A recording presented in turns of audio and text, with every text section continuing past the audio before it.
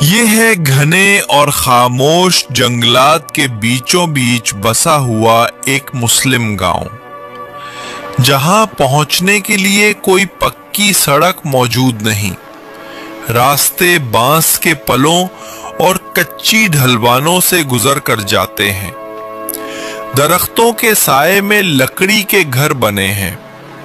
پانی چشموں سے لایا جاتا ہے اور کھانے مٹی کے چولہوں پر پکائے جاتے ہیں۔ یہ گاؤں فلپائن کے جنوبی حصے میں منڈاناؤ آئلینڈ کے گھنے اور پہاڑی جنگلات کے بیچوں بیچ واقع ہے، جس کا نام رگایان ولیج ہے۔ گھنے جنگلات کے اندر چھپا یہ گاؤں دنیا سے تقریباً کٹا ہوا ہے، جہاں درختوں کے جھنڈ اتنے گنجان ہیں کہ سورج کی روشنی زمین تک پہنچنے میں وقت لیتی ہے۔ رگایاں تک پہنچنے کے لیے کوئی پکی سڑک موجود نہیں۔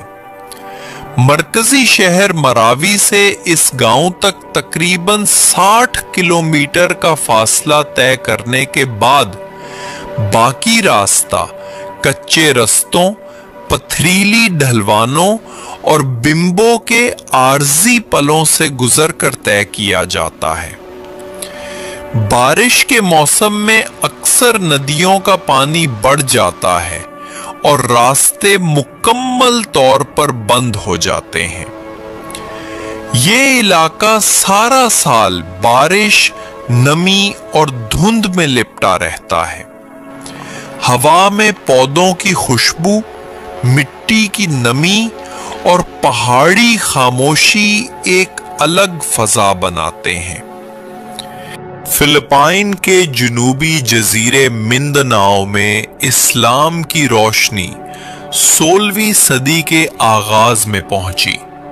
اس دور میں شریف کبونگ سوان نامی ایک عرب نژاد مبلغ نے ملایا جزائر سے ہجرت کر کے مگنڈاناؤ اور پھر لناؤ کے خطوں کا رخ کیا۔ ان کی دعوت کے نتیجے میں ماراناؤ قبیلے نے سب سے پہلے اسلام قبول کیا، اور یہی قبیلہ بعد میں بٹیگ ویلی اور اس کے آس پاس کے علاقوں جیسے رگایان ولیج میں بس گیا۔ رگایان ولیج ایک چھوٹی مگر قدیم مسلم بستی ہے۔ یہ گاؤں مکمل طور پر قدرتی وسائل پر انحصار کرتا ہے۔ گھروں کی دیواریں بانس اور لکڑی سے بندھی ہوتی ہیں اور چھتیں ناریل کے پتوں یا نیپا گھاس سے ڈھکی ہوتی ہیں۔ یہ مکانات زمین سے چند فٹ اونچے بنائے گئے ہیں تاکہ بارش کے دوران پانی نیچے سے گزر جائے۔ گاؤں کے درمیان ایک چھوٹا سا چشمہ بہتا ہے جو پورے گاؤں کے لیے پانی کا بنیادی ذریعہ ہے۔ بجلی زیادہ تر علاقوں میں موجود نہیں، اس لیے رات کے وقت گھروں میں تیل کے دیے یا بانس کی مشعلیں جلائی جاتی ہیں۔ رگایاں کا ماحول ہمیشہ نم آلود اور سرسبز رہتا ہے۔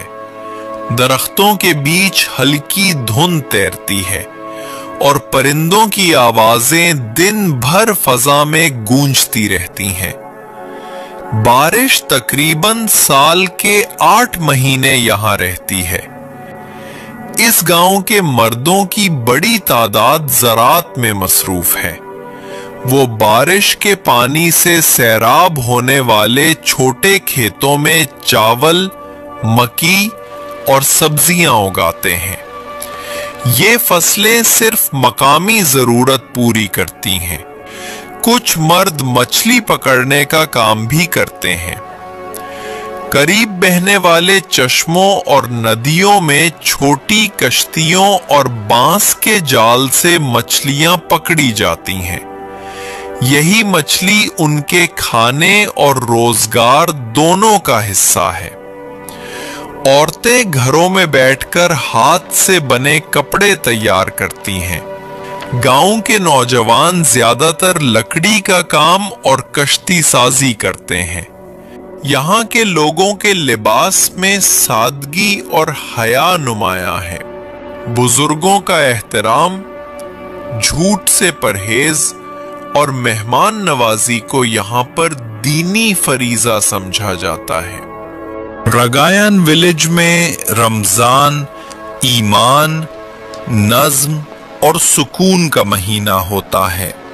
सहरी के वक्त पूरा गांव दियों की मध्यम रोशनी में जागता है। औरतें बांस के बर्तनों में चावल और मछली तैयार करती हैं और इफ्तार के वक्त जब मुअज्जिन की आवाज आती है तो सब केले के पत्तों पर रखे खाने से इफ्तार करते हैं। पहाड़ी रास्ते दुश्वार हैं, इसलिए तालीम और सेहत की सहूलतें महदूद हैं। बारिशों के मौसम में जमीनी राब्ता अक्सर मुनक़ता हो जाता है, जिससे रोजमर्रा जिंदगी मुतासिर होती है। बिजली और इंटरनेट की कमी के बायस बच्चे जदीद तालीम से मुकम्मल तौर पर महरूम हैं।